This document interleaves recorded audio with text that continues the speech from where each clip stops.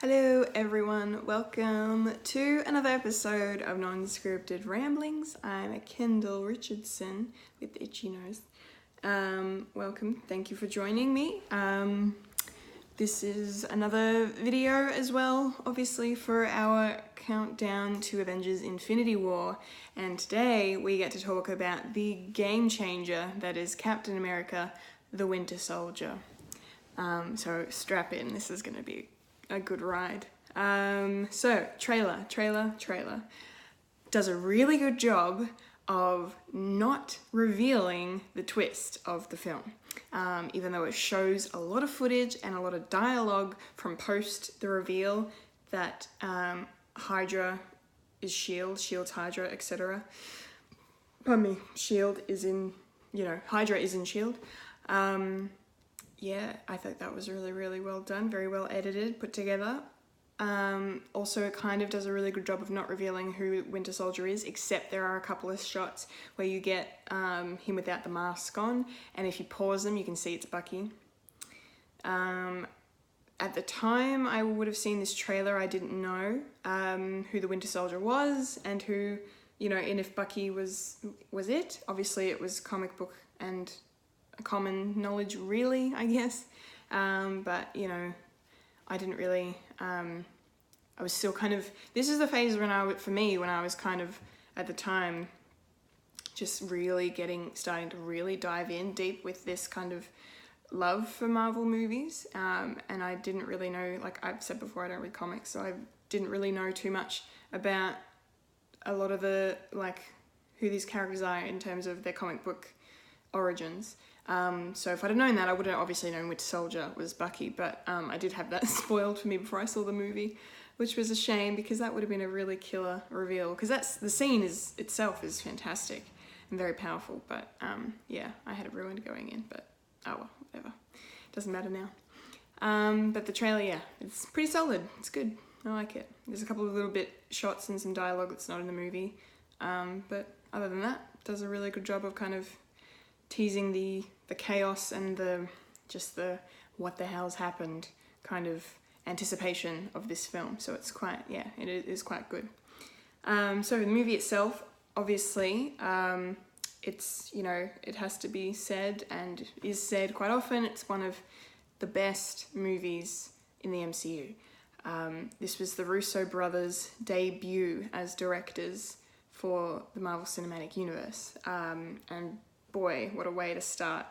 There's a reason they got given the Avengers movies, because they do an insanely well job handling this movie. Yeah, it's really good. So, Steve Rogers is just such a great character, and Chris Evans does such a great job portraying him. Every time he's on screen, he gets better and better and better. And I love his journey in this movie, Steve's journey from where he starts to where he finishes, and because now this is him in the modern world, really. We got a little tease of it at the end of the first Avenger, with the final scenes of him being in New York, in present day, but not really any interaction with anything. And then in Avengers, of course, there wasn't really too much time for that. There was a little time, but obviously, but they couldn't, because it's not his movie, it's everyone's movie, so they couldn't really dwell too much on his kind of, stuff, even though Loki does refer to him as a man out of time. That's kind of the basis of the touching on that, sort of, I guess, the stuff of it, all they do, not too much. So in this movie, this was really the first opportunity of them to kind of explore Steve in the real world in 2014 at the time. I think, depending on when this movie was set in the timeline, because they still haven't released the official timeline. But it's, yeah, and so it's really nice to see that, how he integrates into society. Really cool thing that I love about this movie, and there are many things that I love about this movie, but one of them is when we get introduced to Sam Wilson right at the beginning, and the whole on your left thing happens, which is great, really well done. I love that. And then so basically when when they officially introduce themselves to each other, Steve, I think, yeah, he shows him his list of like, he pulls out his list of like, well, after, he's like, you know, the internet's really helpful, I've been using it to catch up on all this stuff that I've missed, and then Sam's like, you should add the Trouble Man soundtrack by Marvin Gaye to your list, and he pulls out his list, and depending on what country you're in the cinema viewing this movie, you got a different list for each country. There were some main things in there that stayed the same throughout, like for some reason Thai food. Well, Thai food is amazing, I suppose it makes sense. Star Wars and Star Trek.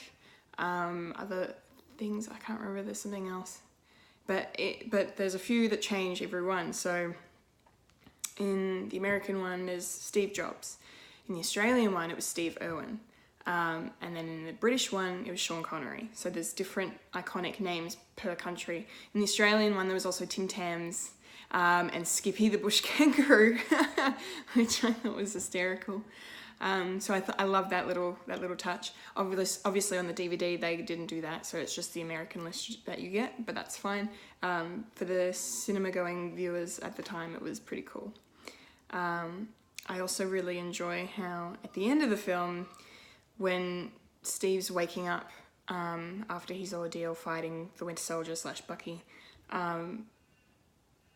Sam's in the hospital room with him and sitting, you know, to the right of Steve, which makes Steve on his left, and then the Trouble Man soundtrack's playing when he wakes up, and then all Steve says to alert Sam to his consciousness, is being conscious, is he's like, on your left, and I thought that was a nice little full circle thing. That's very well done. Okay, so we have, this is probably the best look at S.H.I.E.L.D. we've had so far, post Avengers anyway, because we get to see their home base, which is the Triskelion in Washington DC.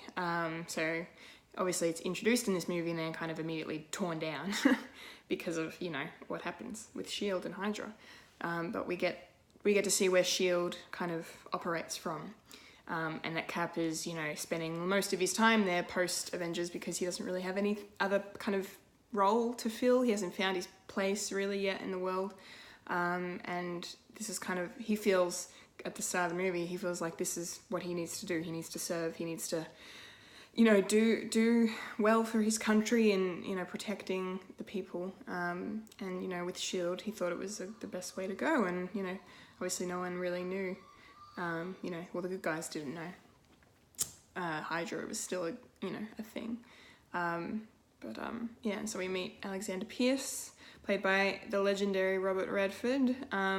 He starts off as a really great character because, you know, he just seems like this really noble kind of government, you know, identity who's just kind of controlling S.H.I.E.L.D., I guess, sort of. I mean, well, Nick Fury is still director, obviously, but he has Pierce has a role to play in the control of S.H.I.E.L.D. as well. And yeah, he just seems like this really good, you know, kind of guy, but obviously, you know, maybe there's something to him that's a bit shady, and then, you know, we find out that he's, you know, he's technically, well, I don't know if it's technically is the word, but he's the head of Hydra at the end of the film, or, you know, one of the heads at least, you know, 'cause you cut one off, you know, 2 more will grow in its place. So that's really good. I love the little interplay between Natasha and Steve when they're on mission, and she's in between fight scenes, she's trying to get him a date, and this kind of goes on throughout the entire film, which I thought was really wonderful. Really nice little character beat between them. What else was good? Okay, Winter Soldier, his intro was excellent. So this whole scene of when we first realize something's up, something's not right with S.H.I.E.L.D., when Nick Fury is attacked, or something's not right in general, I guess. And then we get, you know, he nearly gets away, and then the Winter Soldier rocks up and just, like, he throws that little device and makes his car kind of blow up, and then he just steps out of the way like it's no thing. And it's just really awesome. Really, really cool. I love what they did with Winter Soldier before the reveal that we knew he was Bucky, like the badass stuff they had him do. It was a lot of the action in this film, a lot of the fight scenes in this film. The knife fight between Steve and Bucky is fantastic. It's choreographed insanely well. I love it. It's such a thrill to watch. One of the best things about this movie, it doesn't really slow down too much. There's a lot going on. There's a lot to take in and see and observe and you know, and just be really excited about. It's really, really well done. So I'm really excited to bring this point up because this is a point that I've thought about for years and I've never really been able to put it out on a platform before, and now I have a platform, so I'm excited, although it's probably been put together before by someone else, but this is kind of my thing that I've been carrying with me for a little while. So in this movie, before shit hits the fan and the reveal of Hydra happens, early on in the film, Steve is a bit pissed off because, he didn't know Fury had given Natasha another mission under him, and it kind of jeopardized his mission, and, why are things being compartmentalized like this? He confronts Fury about it, and then Fury takes him down to the basement at the Triskelion, where they're working on a thing called Project Insight. And with the help of, I guess, really Tony Stark's kind of know-how and technology and all these other things that they've been working on, they've come and we don't know at the time, but we find out later it was Arnim Zola, who's actually in a computer still alive, who helped them come up with an algorithm to stop threats before they happen, and that's how Fury describes it to Steve, and shows him the different warships that are going to hover above the planet, and then based on satellite information will take out targets before lives are lost. And Steve's like, that's not how things are done. Justice is supposed to come after the crime, not before it's committed, and all of that. Like, he's like, no, this is wrong, we can't do this. And Nick Fury's talking it about, saying it's like, this is how we, create peace and bring freedom to, the world. And then Steve's like, this isn't freedom, it's fear. And immediately my brain just goes straight back to the Avengers when Loki says, in his opening monologue, he's like, I come with glad tidings from a world made free. And then Nick Fury's like, free from what? And he says, freedom, free from freedom. Freedom is life's great lie. And once you accept that in your heart, you will know peace. I love it. Love it. This is one of the things, it's like how good this movie is and how good this universe is in connecting things, because immediately Steve Rogers is like, this isn't freedom, it's fear. And like, so Nick Fury thinks he's creating freedom, but it's a lie. It's not real. It's he's just kidding himself if he thinks this is freedom, because you're controlling people's lives. You're really, you're taking their own choices away. I mean, and then later we learn in the movie that they just plan to kill a lot of people, not potential threats necessarily, but just they were going to take out a bunch of people that were not bad guys, but good guys. Hydra was going to kill a crap load of good guys. We learned at the end of the film, and Steve makes a really great speech in the Triskelion when it comes back to kind of stop Hydra. He says that the price of freedom is high, and it's a price that I'm willing to pay. And I just love it. So this whole theme of what freedom is and what it really means started in the Avengers, and then kind of becomes this other thing here in Winter Soldier of like, it gets really questioned, and I just love that this is the journey Steve Rogers is on in his arc right now. It's like he starts off as the soldier wanting to just do his bit. In Avengers, he's still that same soldier, but then he immediately has mistrust put in his mind because, you know, of what they were planning to do with the Tesseract, and they didn't tell anybody. And then, you know, Steve's like, well, how can we trust you if you were just going to do this the whole time and you're using it? You're trying to control a power you cannot control. You know, that's dodgy as hell. What are you doing? And then now we have not just Nick Fury trying to be like, yeah, we're doing good work here. This is, you know, what we're doing. And Steve straight away is just like, nah. And then the whole reveal that Hydra was in S.H.I.E.L.D. the entire time, secretly controlling everything. Just his world is kind of shattered. His mindset, his outlook, how can he trust anyone that he works for? And I love what this movie does in playing on that trust. And then we don't know who to trust. We start doubting people like Black Widow, and Natasha, and like, which makes perfect sense because she's a spy.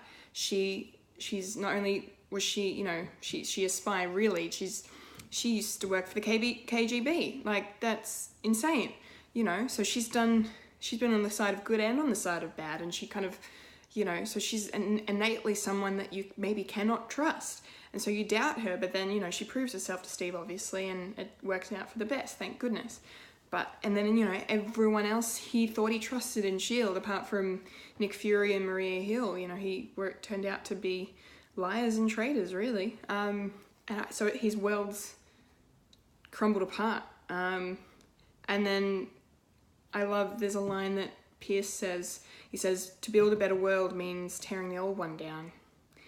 And this movie is tearing the old world down because this is the movie that changed the MCU, like, period. This is like, the first half was like one side of a coin, and then this is the movie that flips the coin.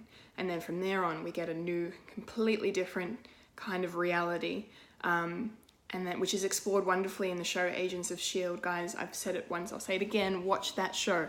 It is so good. And the way they dealt with the fallout of the Hydra twist is just a masterpiece of television. It doesn't get raved about enough, this show, and I cannot stress enough how wonderful it is. So go watch it. It's wonderful, wonderful, wonderful stuff. It's excellent.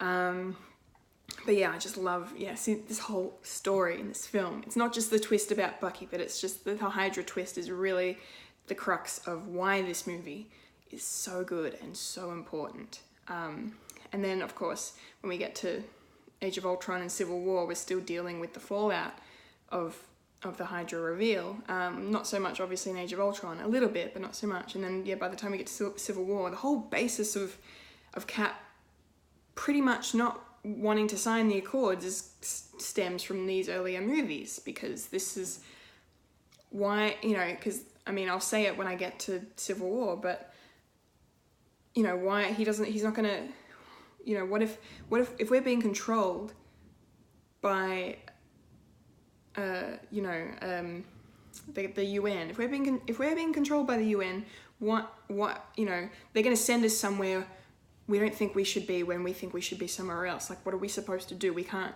like, the safest hands are still our own, is what he says as well. So it's, so I just, it's just so well done. I could go on and on, I really could, but I've rambled for nearly 20 minutes already. But this movie is worth rambling about, because, it's just, but I love that, like I said, look for the lines in Avengers and then see them kind of come back into fruition in this movie. It's what else? We get the debut of the Falcon in this film as well. Get to see Sam Wilson suit up with the wings on.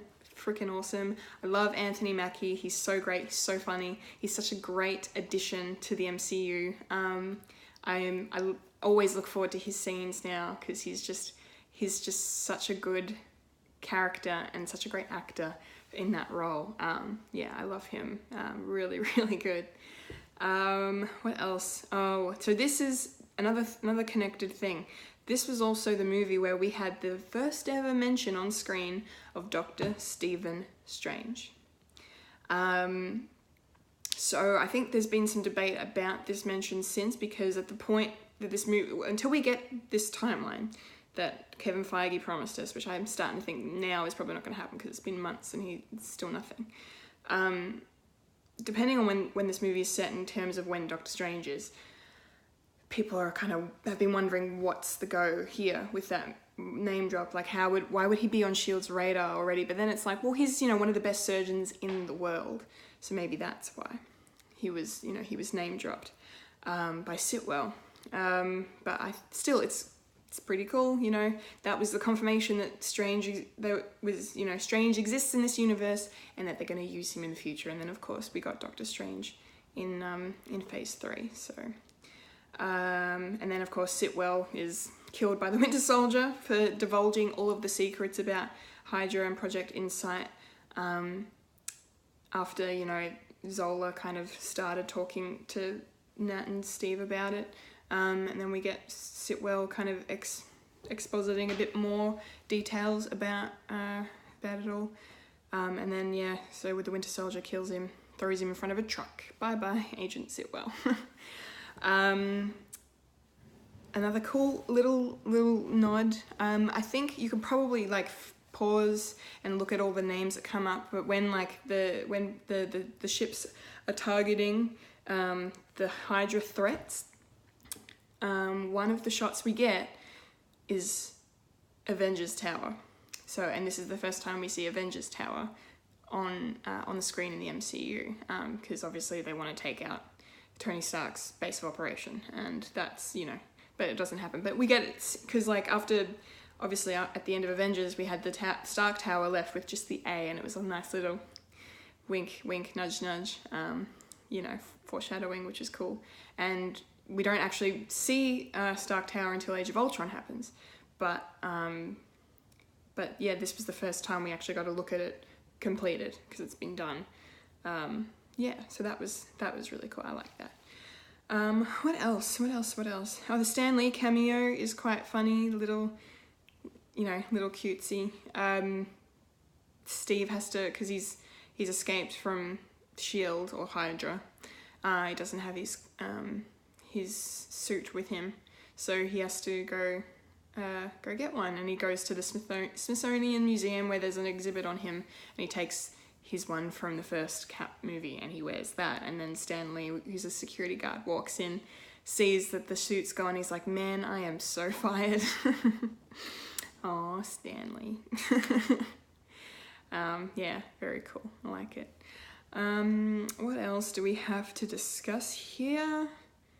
I think that's probably it. I think that's mainly what I wanted to touch on. We also get to see Peggy Carter return in this, and the first example of Marvel using their money, all of their money, all the Disney money, to CGI these characters. But I think it was a combination of this version of old Peggy was a combination of one actress and Hayley Atwell combined, I think, or because it doesn't look hugely like a Hayley Atwell, but it is, and it's definitely her voice. But I think I remember reading years ago that it was, a combination of two faces together to get the look for Peggy. So that was really nice, that scene with Steve and her are together, and she's lying on the bed, and then halfway through the conversation, she kind of blanks out, and then she comes back, and it's like, Steve, it's been so long, oh, you're alive, oh my god. And then Steve's like, I can't leave my best girl, not when she owes me a dance. And then I'm crying, it's just tears. Oh, it's so sad, I hate it. But it's really good at the same time. Okay, and then, so let's talk about the end credit scenes. Both of them are important, which is good. I'm glad that this movie, they decided to do two scenes that both connect to the universe and both set things up. One's not just a gag and the other one's important. They're both pivotal. So the first scene is the big one. We get the introduction of Baron von Strucker and his secret Hydra operation. Bit more of a harken back to Red Skull and his experiments using the Tesseract. This time around, this is where Hydra have taken, because obviously S.H.I.E.L.D. would have taken possession of Loki's scepter, because Black Widow used it to close the portal at the end of Avengers, so it's obviously in S.H.I.E.L.D.'s possession, therefore Hydra's possession. And so Strucker has it, and he's using it to experiment on people, most notably the Maximoff twins, Wanda and Pietro. So we get the first look at Quicksilver and Scarlet Witch in the MCU, and Strucker talks about you see a really good shot of Loki's scepter with the Mind Stone, but we don't know it's the Mind Stone yet, inside the scepter, and it's just really does a really good job of setting things up, talking about the fall of Shield and Hydra and all of that, and then him just saying there's nothing more terrifying than a miracle, and then it's all super creepy, and then Scarlet Witch does that thing with her hands and she makes the boxes explode. Yeah, it's really well done, very good. Hype train for Age of Ultron, which is name dropped at the end of this movie. They said Captain America will return in Avengers Age of Ultron, which was only a year away at this point at the time the movie came out. Of course, the last credit scene was Bucky.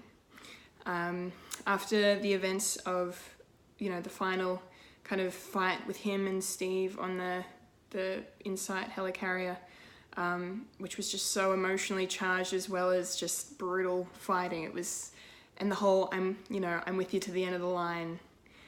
Oh, it's so great. It's so great. Their relationship, Bucky and Steve, is just incredible, and getting that little flashback and then having it the same line repeated by Steve to Bucky, and Bucky's struggling, trying to remember who he is or what he is. He doesn't know what's going on, and things are coming back to him. Steve's jogging him out of his weird Winter Soldier memory. And then at the end of the movie, obviously, then he wants to find out more about who he was. So he goes to the Smithsonian, and it looks like it's the Air and Space one. I was in Washington DC a couple of years ago, and I didn't go into that was the one I really wanted to go into, but I ran out of time because there's a lot of museums as part of the Smithsonian. It's crazy. If you're ever in DC, check it out. It's awesome.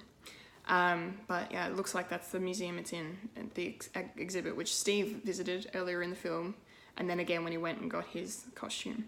And so he comes face to face with himself in his own exhibit, that talks about Bucky Barnes and who he was. You see his face like, holy cow, okay, right. And then he's on the run. So yeah, that's where we are left at the end of this movie. So that's all I have to say. I hope you really enjoyed my discussion of Captain America, the Winter Soldier. Stay tuned for more videos from me. Next, when we come back, we're going to be talking about none other than the Guardians of the Galaxy. So that's going to be a lot of fun because that movie is very, very good. Okay, thank you so much for watching. I've been a Kendall Richardson, and you've just experienced non-scripted ramblings.